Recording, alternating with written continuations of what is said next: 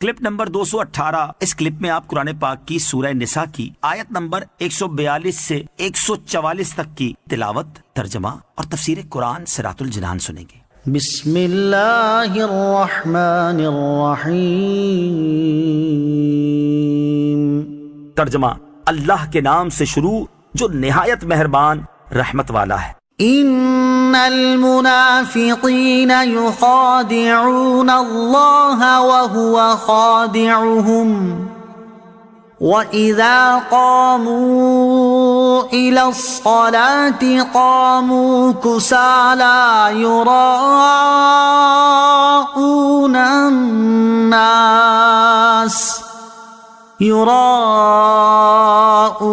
النَّاسَ وَلَا يَذْكُرُونَ اللَّهَ إِلَّا قَلِيلًا۔ ترجمہ، بے شک منافق لوگ اپنے گمان میں اللہ کو فریب دینا چاہتے ہیں اور وہی انہیں غافل کر کے مارے گا، اور جب نماز کے لیے کھڑے ہوتے ہیں تو بڑے سست ہو کر لوگوں کے سامنے ریاکاری کرتے ہوئے کھڑے ہوتے ہیں اور اللہ کو بہت تھوڑا یاد کرتے ہیں۔ ان المنافقین یخادعون اللہ، بے شک منافق لوگ اپنے گمان میں اللہ کو فریب دینا چاہتے ہیں۔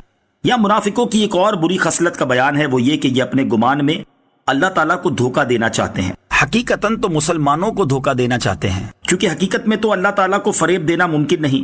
ان کی اس فریب کا جواب انہیں اللہ عز و جل دے گا کہ انہیں غافل کر کے مارے گا، دنیا میں انہیں رسوا کرے گا اور قیامت میں انہیں عذاب میں مبتلا کرے گا۔ ان منافقوں کی علامت یہ ہے کہ جب مومنین کے ساتھ نماز کے لیے کھڑے ہوتے ہیں تو مرے دل سے اور سستی کے ساتھ کھڑے ہوتے ہیں، کیونکہ ان کے دلوں میں ایمان تو ہے نہیں جس سے عبادت کا ذوق اور بندگی کا لطف انہیں حاصل ہو سکے، محض لوگوں کو دکھانے کے لیے نماز پڑھتے ہیں۔ نماز میں سستی کرنا منافقوں کی علامت ہے۔ اس سے معلوم ہوا کہ نماز میں سستی کرنا منافقوں کی علامت ہے۔ نماز نہ پڑھنا یا صرف لوگوں کے سامنے پڑھنا جبکہ تنہائی میں نہ پڑھنا، یا لوگوں کے سامنے خشوع و خضوع سے اور تنہائی میں جلدی جلدی پڑھنا، یا نماز میں ادھر ادھر خیال لے جانا، دل جمعی کے لیے کوشش نہ کرنا وغیرہ سب سستی کی علامتیں ہیں۔ نماز میں خشوع و خضوع پیدا کرنے کا آسان نسخہ، کسی نے حضرت حاتم اعصم رحمۃ اللہ تعالی علیہ سے ان کی نماز کے بارے میں پوچھا تو فرمایا، جب نماز کا وقت قریب آتا ہے تو میں کامل وضو کرتا ہوں، پھر جس جگہ نماز ادا کرنے کا ارادہ ہوتا ہے وہاں آ کر اتنی دیر بیٹھ جاتا ہوں کہ میرے اعضاء اکٹھے ہو جائیں۔ اس کے بعد یہ تصور باندھ کر نماز کے لیے کھڑا ہوتا ہوں کہ کعبہ معظمہ میرے سامنے ہے، پل صراط میرے قدموں کے نیچے ہے، جنت میرے دائیں طرف اور جہنم بائیں طرف ہے، ملک الموت علیہ السلام میرے پیچھے کھڑے ہیں، اور میرا یہ گمان ہوتا ہے کہ یہ میری آخری نماز ہے۔ پھر میں امید اور خوف کے درمیان قیام کرتا ہوں اور جیسے تکبیر کہنی چاہیے ویسے تکبیر کہتا ہوں، اور ٹھہر ٹھہر کر قرات کرتا ہوں، عاجزی کے ساتھ رکوع کرتا ہوں، ڈرتے ہوئے سجدہ کرتا ہوں، بائیں پنڈلی پر بیٹھ کر اپنے قدم کا پچھلا حصہ بچھا دیتا ہوں اور دایاں قدم انگوٹھے پر کھڑا کر دیتا ہوں، پھر اخلاص کے ساتھ باقی افعال ادا کرتا ہوں۔ اب میں نہیں جانتا کہ میری نماز قبول بھی ہوئی یا نہیں۔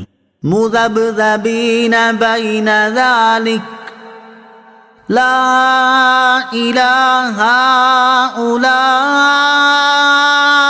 ولا الہ ہؤلاء ومن یضلل اللہ فلن تجد له سبیلا۔ ترجمہ، درمیان میں ڈگمگا رہے ہیں، نہ ان کی طرف ہیں نہ ان کی طرف، اور جسے اللہ گمراہ کرے تو تم اس کے لیے کوئی راستہ نہ پاؤ گے۔